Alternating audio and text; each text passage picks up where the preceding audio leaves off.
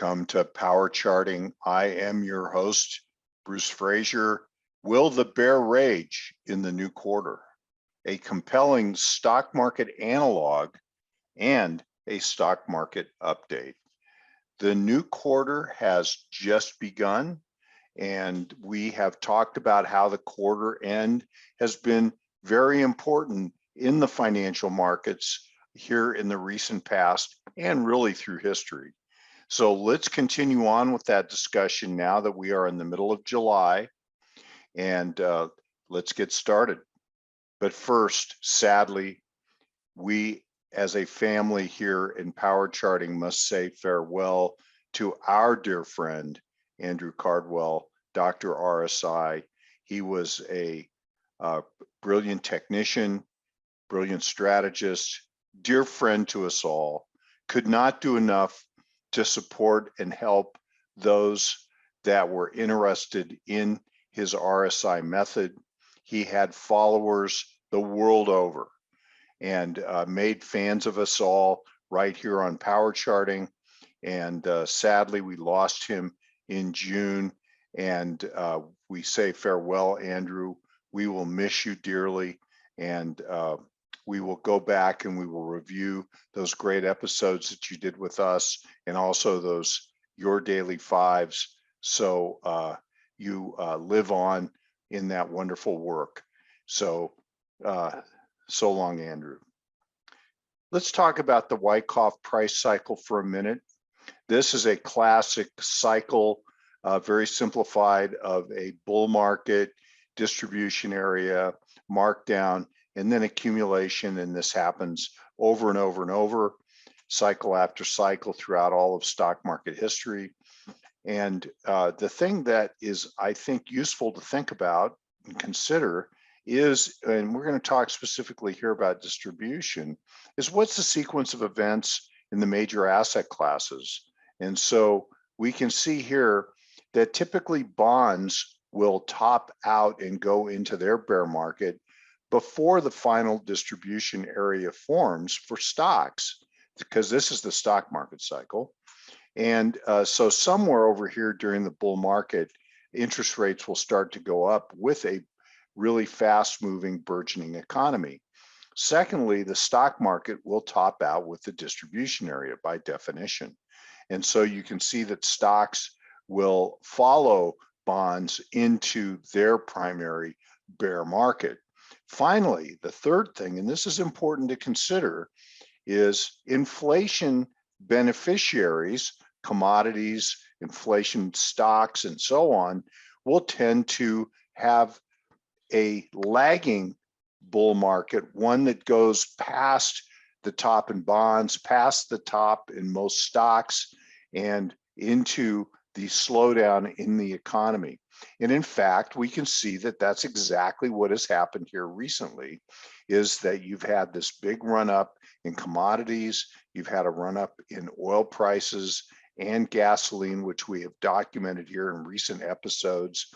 And I want you just to keep this in mind as we move forward and consider the sequence of events in a primary distributional top and bear market. Here, just for your review, is the stock market life cycle model, which was really put together by Dr. Pruden and Richard D. Wyckoff. And this beautiful representation done by Roman Bogomazov is to put the accumulation, schematics, the markup, and distribution all on this chart. And I want you just to take the time to study this, and we'll go through, put these animations in, study this, think about it, put it on your wall. Then, because we're in a bear market, I think it's really good for us to focus on our skill sets. So go back, look at these blogs and other blogs that I've written on Wyckoff Power Charting, where I talk about accumulation. I talk about these two schematics. And also there are others. Let's talk about distribution.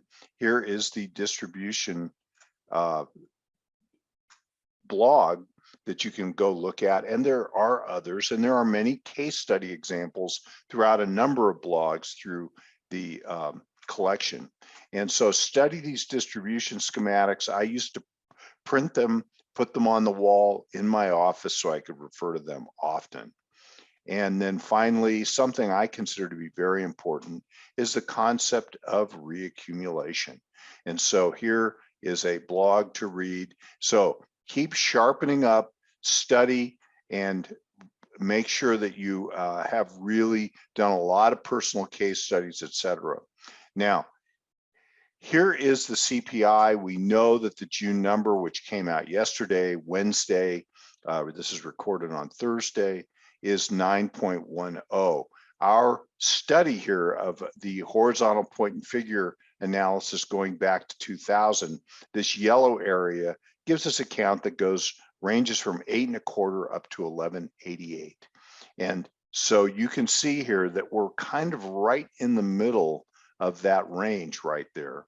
And the question that we want to ask is, can CPI, can inflation start to taper off from this level? And we're going to give you a case for why that could be possible, but also that CPI tends to react slowly to the changes in commodity prices, etc. Here is a chart of the relative strength of the Nasdaq 100 to the CRB Commodity Research Bureau Index.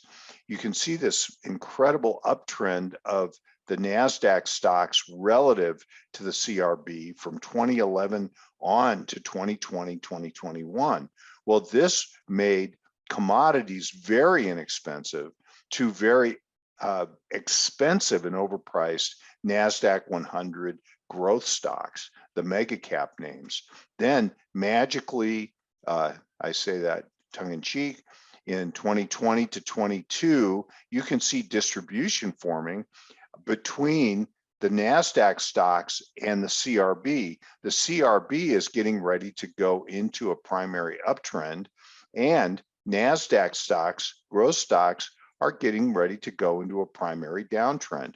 Well, at the point at which this trend channel was broken, the CRB started to really outperform dramatically. Now, keep in mind our price cycle chart from the beginning, where we talked about how inflation tends to lag. We would look at CRB as a measure of this lagging inflation characteristic, because notice how inflation beneficiaries are outperforming now the growth stock names in this index. And also you could put this chart up against the Dow Jones or the S&P, and it would have a similar look to it. So this is an example of what we talked about in the classic business cycle relationship, lead lag relationship of bond stocks and inflation. So we will continue on with that. I want to show you an old legacy chart here, which is really a unique characterization or construction of point figure using percent scaling instead of using regular scaling. So this effectively makes this a logarithmic scale. And so 3 box, each one of these grids is 3%. And I said 3 boxes, 1 box method, 3% scaling. And look at these beautiful reaccumulations throughout that gave wonderful counts from 2011 on in the ongoing bull market. Well, finally, we had, after the COVID decline, a rather large accumulation. This accumulation resulted in a count that took us up into the area of 4583 on the S&P. Now, let's bring that up to date. You can see that count worked out beautifully. We originally showed you this count in 2021 August, which was right at the point of the peak, because that's when our point and figure count was fulfilled. And so we showed it to you at that time. And then a distribution forms, you can see here on a percent scaling. So we extend our trend channel. And now let's bring this more up to date so that you can see what has happened since. The distribution now looks complete across this area. So let's take a count. This point figure count again is 3% scaling, and it takes us down to a count of 3618 on the S&P. Well, we got within one box, 3% of that objective. Actually, we got closer, and I will show you because we got to a low, it appears, of 36, I believe it is. And yeah, right here. And so you can see that. And so here is a traditional point and figure chart with two smaller distributions, a small distribution here, redistribution across this area that in April turned into a new downtrend, and we fulfilled this count at 3,800. And so here you can see we actually threw under that and went to 3636. I'll go back and show you again 3618. We only missed this lower count by 18 points. And so I would say that's pretty close to a good hit. So is it possible that we may have an attempt to either build a new distribution, build an accumulation, or just keep going? Well, I think that this is going to be interesting for us to consider. And so here you can see that this area, and this is into June, so this is through June 13th, gives us a count down to this 3,800 where we went to the 3636 and could continue to build a cause in here for, and we won't know till the cause is complete, but we've certainly exhausted this area right here, just as this area was exhausted right here. Okay, bigger count though across this entire structure is looming. And so let's talk about where that could go, just because we do not want to lose track of the fact that there are lower counts in the structure of this distribution. More on that in a minute. Takes us down 2950 to 3250. It doesn't have to be a straight line. It doesn't even have to get to this number.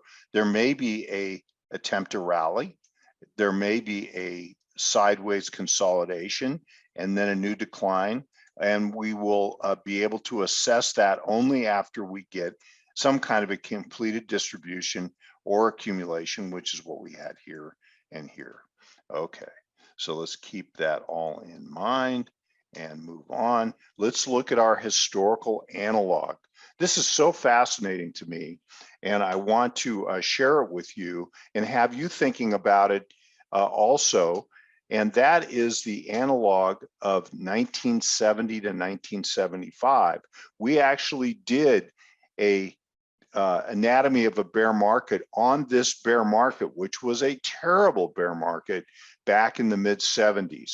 Well, there are other reasons why this analog plays potentially to the current environment and may tell us more about what could happen here. So looking at this, one of the big events that happened, well, let me just take you through a walk of this chart so you can see the overview. In 1971, we had what appears to be a buying climax right here.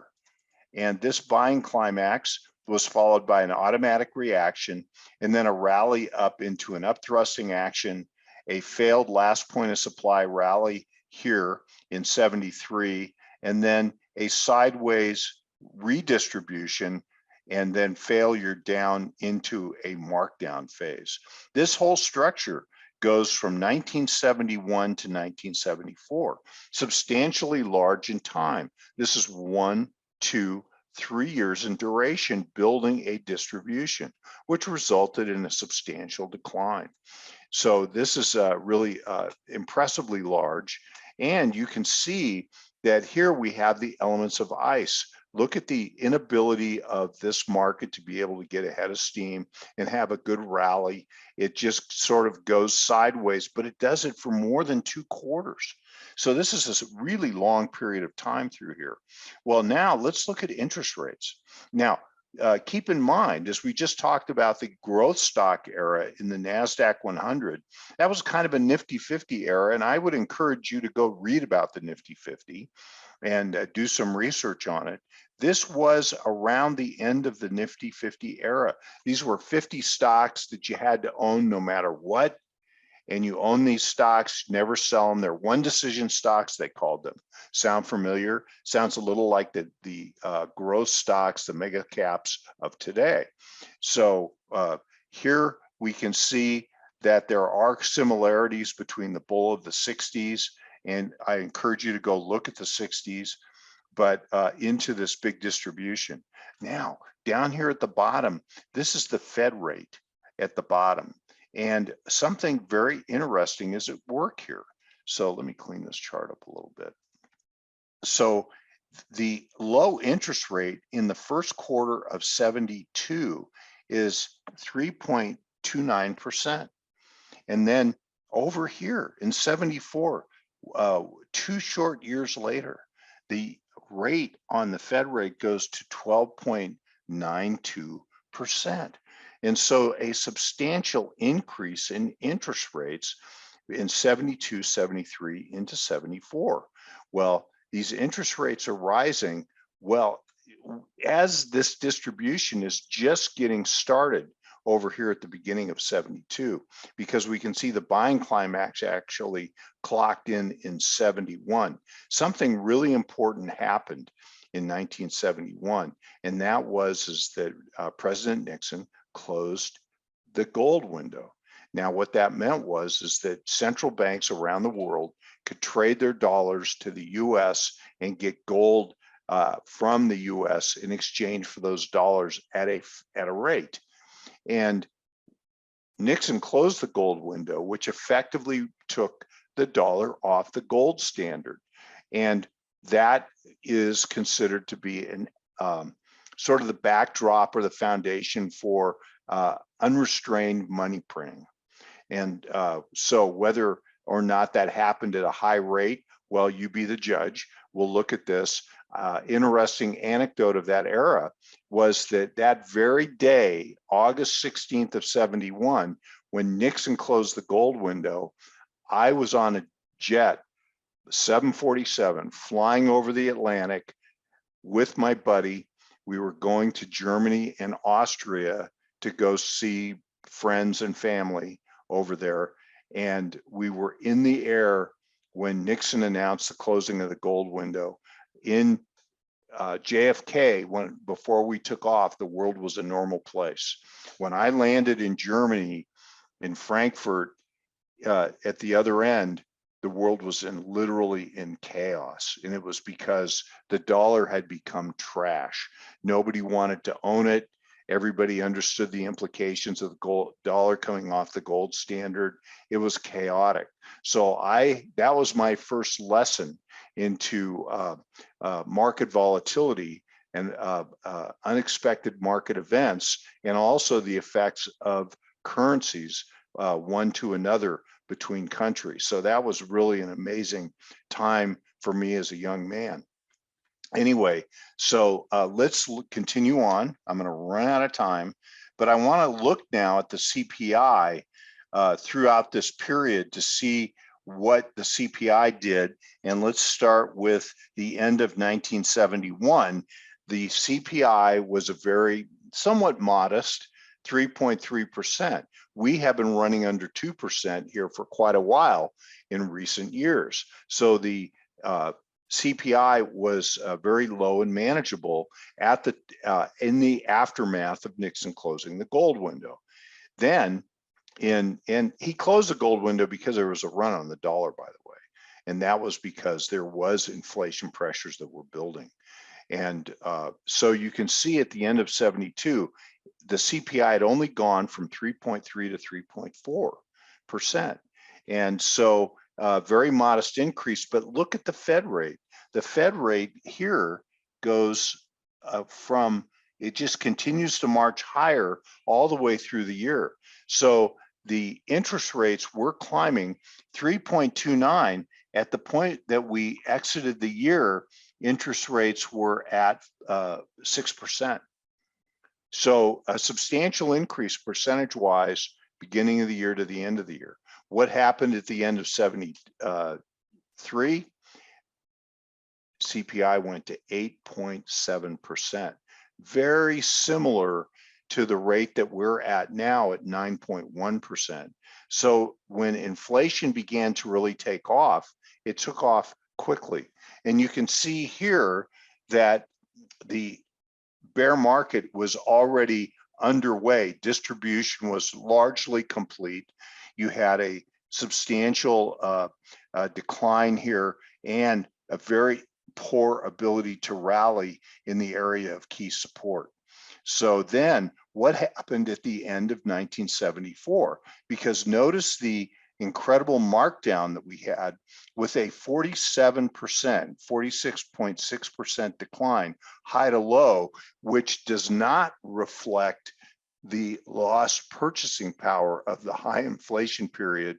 This decline, inflation adjusted, was the worst stock market decline since the 29 to 1933 Great Depression. So note that at the point at which this breakdown occurs right here, sorry, the interest rate policy is starting to become accommodative. So you can see here an important break in interest rates as the last leg down. And this last leg down could not be stopped by accommodative interest rate policy.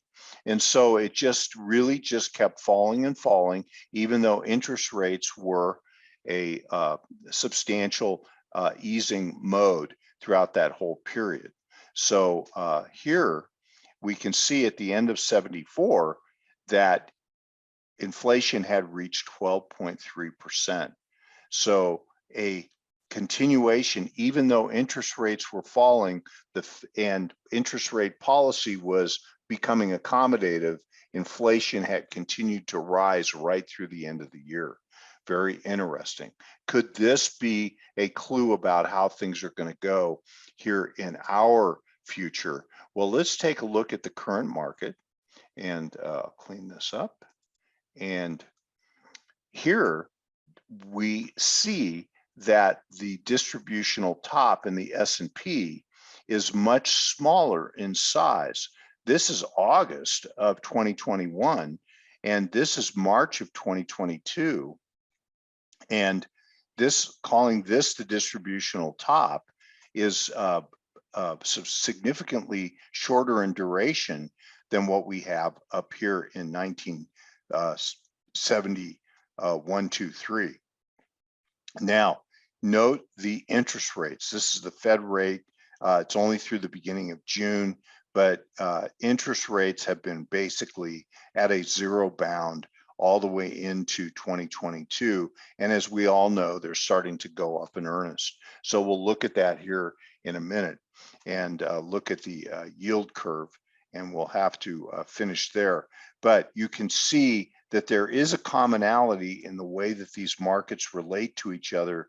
The duration and the size of this current distribution, much smaller. Does that mean that the Fed is going to be more accommodative, that they're going to be more reluctant to raise rates in the first place, where in 73 to 74, they were, interest rates were going up substantially, going from 3% up to, let's see, 3% up to, in this case, touching 13%, 12.92, substantially higher. We're nowhere near those levels. It's hard to imagine interest rates getting to those levels in this cycle, but they could, who knows?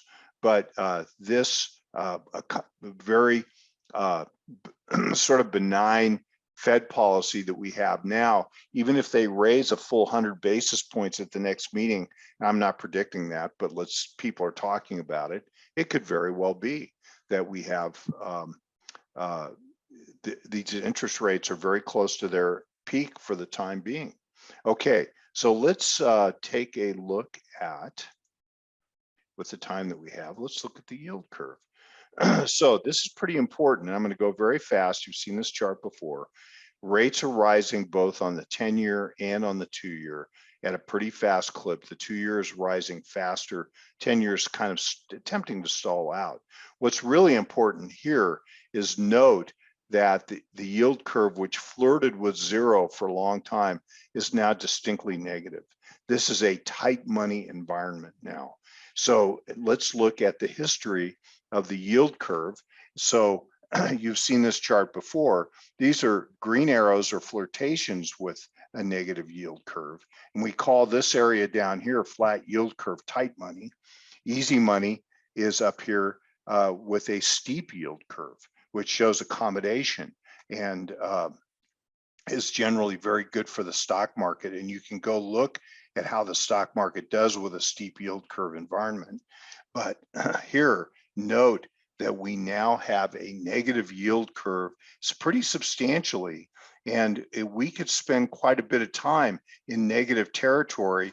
And I put a yellow box up here at the area where we had long-term negative interest rates or negative yield curve up here. And you can see that both prior distributional and bear markets both were preceded by pretty negative yield curve.